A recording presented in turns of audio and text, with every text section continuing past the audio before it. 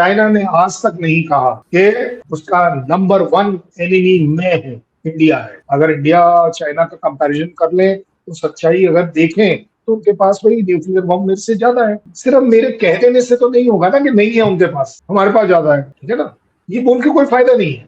इसी तरह अगर उनके पास एक अच्छी खासी पॉपुलेशन है और उस पॉपुलेशन का एक मेजोरिटी पार्ट उनकी सेना में है, तो उनका नंबर गेम में भी मेरे से कुछ ज्यादा है, इसमें क्या डाउट है। मैं ये भी मान लूंगा, चलिए जी आपके पास टैंक भी ज्यादा है, आपके पास एयरक्राफ्ट कैरियर भी ज्यादा है, जो चीजें ज्यादा है वो है। अब आती है बात असली जो आपने पूछी कि J-20 जो है उनका स्टेल्थ एयरक्राफ्ट जो है, भाई क्यों नहीं आएगा। पहले तो ये सोचो, किसी ने 2011 में इस फ्लाइट को सबसे पहले रनवे पर डाला था एज अ प्रोजेक्ट, प्रोटोटाइप जिसको बोलते। अब अगर 2000 से कोई आदमी इस पर काम कर रहा है, कंट्री इस पर काम कर रही है, तो कभी ना कभी तो बनेगा ना। ऐसा तो हो ही नहीं सकता कि बनेगा ही नहीं, टाइम लगता है। सेल टेक्नोलॉजी की बात है, सेल टेक्नोलॉजी में भी डेवलपमेंट आती है। एंड फाइनली हम देख रहे हैं कि 2021-19 के बाद से उनको पहले बोले 36, 38, 40, 45 कुछ ऐसे जहाज मिले, उसके बाद बढ़ गए। अब जो लेटेस्ट न्यूज है कि भाई 500 आ गए। अच्छा मुझे एक बात बताओ, सपोज कर लेते हैं 1 मिनट के लिए, अगर ये 400 होते तो क्या कम थे, और अगर 600 होते तो क्या बहुत ज्यादा थे। वो how does it make a difference. It makes a difference. जो आप कहना चाह रही हैं या आप मुझसे कहलवाना चाह रही हैं कि उनके पास J-20 जहाज स्टेल्थ तौर पर जितने ज्यादा आएंगे तो क्या मैं थ्रेटन्ड हूं। इसलिए मैं आपके इमरान खान से एग्री कर जाऊंगा कि हमारे यहाँ पॉलिसी है कि घबराना नहीं, घबराने का कोई मकसद। आरजू साहिबा अगर ये सवाल पूछ भी लें तो उसमें घबराने की कोई बात नहीं, क्योंकि अगर हम घबरा गए तो फिर तो आरजू साहिबा सक्सेसफुल हो जाएंगी और हम होने नहीं देंगे। एज अ इंडिया पाकिस्तान अगर बात करनी है सिर्फ, बट आइडिया ये नहीं होना चाहिए। आइडिया होना चाहिए कि होगा क्या। Bharat as on today, this is correctly on record, हमारे पास 6th जनरेशन का स्टेल्थ एयरक्राफ्ट नहीं, हम उसे बना रहे। ऐसा हमारा एस्टिमेट है कि 2027 में, 28 में, 29 में तक हम ये जहाज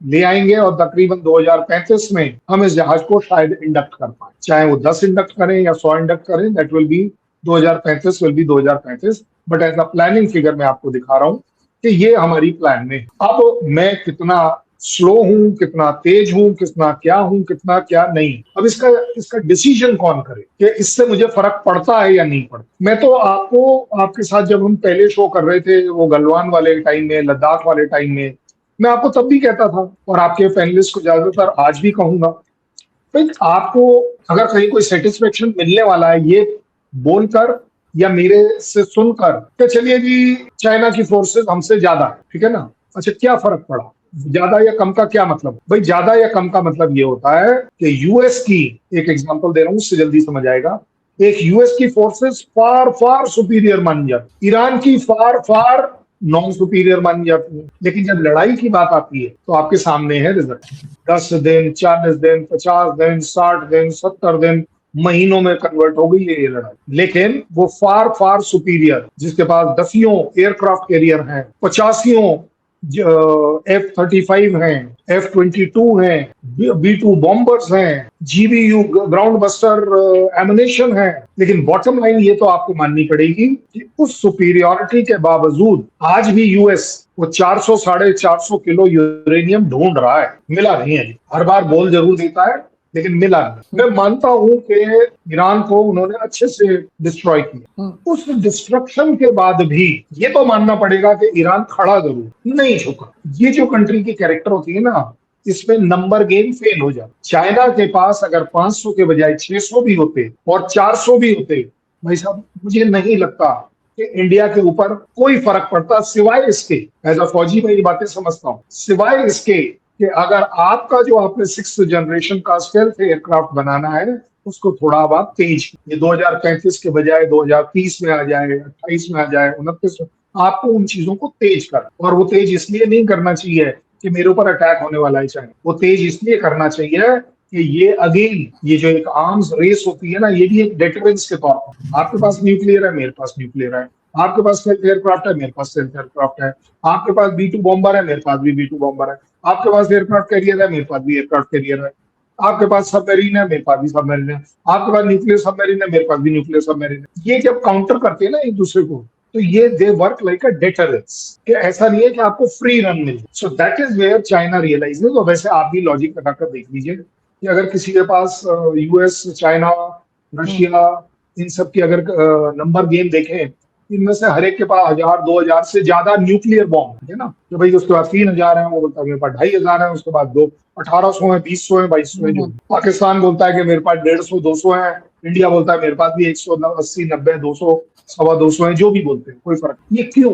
this is only a deterrence. Ultimately गोला आप भी एक ही चलाओगे और मैं भी एक ही चलाऊं, सर दूसरे की जरूरत या टाइम नहीं मिलेगा, एक ही में काम हो मैं भी, जाएगा। तो इसीलिए डेटरेंस की बात। सो उसी पॉइंट ऑफ व्यू से मैं कहता हूं कि इस समय ऐसा जरूर लग रहा है कि चाइना अपनी लकीर को बढ़ा रहा है। और जब वो चाइना अपनी लकीर को बढ़ाता है, चाहे वो J20 का रेंज, ऑपरेटिंग रेंज देखिए, रिफ्यूलिंग कैपेसिटी देखिए, एयरक्राफ्ट कैरियर देखिए, उसकी सबमरीन्स देखिए न्यूक्लियर वाली जो है, न्यूक्लियर आर्सेनल की रीच देखिए, तो वो इंडिया स्पेसिफिक नहीं है, वो यूएस स्पेसिफिक है। क्योंकि उनके बीच में कन्फ्लिक्ट हो ना हो, वो डेटरेंस की लड़ाई वो बिल्कुल तभी चली, चाहे वो ताइवान के लिए लेकर रख लीजिए, चाहे वो ईरान का ले लीजिए। सो इसलिए मैं कहूंगा कि इंडिया को इसमें घबराने की कोई बात। हमारे पास एक बड़ा रिसेंट एग्जांपल है गलवान का, जहां उनके और हमारे बीच में डिफरेंसेस थे, हमारे बीच में फोर्स मोबिलाइज करी गई थी, हमारी फोर्सेस का क्लैश भी हुआ, लेकिन उन सब के बावजूद, मतलब जिसको बोलते हैं ना,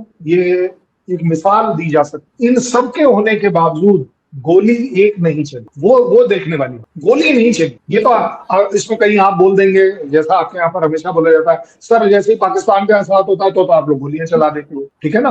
ठीक है, ऐसा माना जाता है, ऐसा होता भी है, होता भी है सर। ठीक है।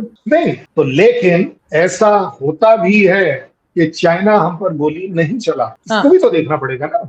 एक बात आपको ये भी देखना पड़ेगा, चाइना ने आज तक नहीं कहा कि उसका नंबर 1 एनिमी मैं हूं, इंडिया है। उसने आज तक कभी नहीं कहा कि ये न्यूक्लियर बॉम्ब मेरे इंडिया के अगेंस्ट है। उसने ये भी कभी, क्योंकि अल्टीमेटली सबसे बड़ा वेपन सिस्टम जो है वो न्यूक्लियर है। उसने कभी नहीं कहा या दिखाया कि जिस तरीके से उसके जहाज ताइवान के ऊपर से फ्लाई करके जाते हैं, डोमिनेट करते हैं, यूएस उसको मना करता है, बोलता है लड़ाई हो जाएगी, ये हो जाएगी, उससे इंडिया के साथ नहीं किया। इवन इंक्लूडिंग अरुणाचल प्रदेश में, क्योंकि मैं जब वहां होता था, चाहे बीच में रिपोर्ट कुछ भी आती रहे, हमने कभी अपने ऊपर से चाइनीज जहाज जाते नहीं। मैं मानता हूं हमने ऐसे दूर देखा सामने कि हमारे बुमला का जो बॉर्डर है, उसके उस पार, अब वो दिखने में तो ऐसा लगता है कि 1-2 किलोमीटर, लेकिन वो एक्चुअली 1-2 किलोमीटर नहीं होता है, वो 10 किलोमीटर दूर अपनी साइड है। बिल्कुल।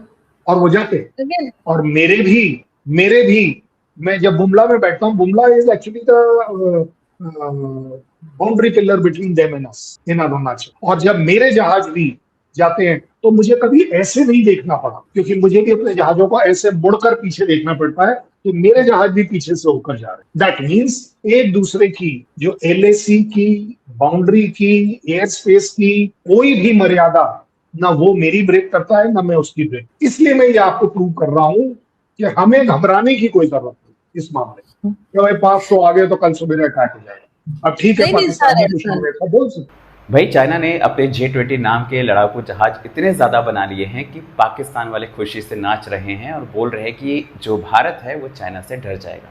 इसी मुद्दे को आसान भाषा में समझते हैं और जानते हैं कि सच आखिर है क्या। तो हुआ ये कि चाइना के पास अब करीब 500 J20 फाइटर जहाज हो चुके हैं। ये वो जहाज हैं जो रडार में पकड़ नहीं आते, यानी दुश्मन को पता ही नहीं चलता कि जहाज आसमान में कहाँ है। और इंडिया के पास अभी ऐसा एक भी जहाज नहीं है, ये बात सच है और इसे छुपाना आप लोगों से सही नहीं होगा।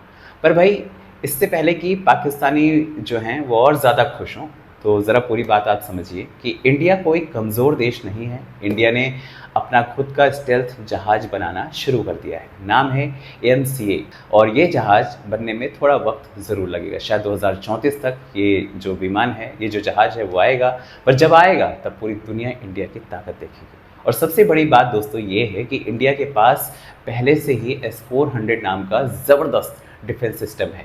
ये एक ऐसी मशीन है जो दुश्मन के छिपे हुए जहाज़ों को भी पकड़ लेती है और गिरा सकती है। इसकी 4 यूनिट अब लग चुकी हैं पंजाब, राजस्थान, अरुणाचल प्रदेश और लद्दाख। यानी चाइना का बॉर्डर हो या पाकिस्तान का बॉर्डर हो, ये जो डिफेंसिव लेयर है ये हमारी रक्षा कर रही है। तो भाई सिर्फ ये देखकर मत घबराओ कि दुश्मन के पास ज़्यादा जहाज हैं। असली ताकत ये होती है कि आपके पास दुश्मन को रोकने का इंतज़ाम कितना मजबूत है, और इंडिया के पास वो इंतज़ाम है। इंडिया की सेना, इंडिया के वैज्ञानिक जो दिन रात मेहनत करके देश को मजबूत बना रहे हैं, और जो लोग ये सोच रहे हैं कि इंडिया डर जाएगा, वो इंडिया की ताकत को कम समझ रहे हैं। तो आपकी क्या राय है कमेंट करके बताएं, और चैनल पर नए हैं तो चैनल को सब्सक्राइब करें, इस वीडियो को लाइक करें और शेयर करें। जय हिंद, जय भारत।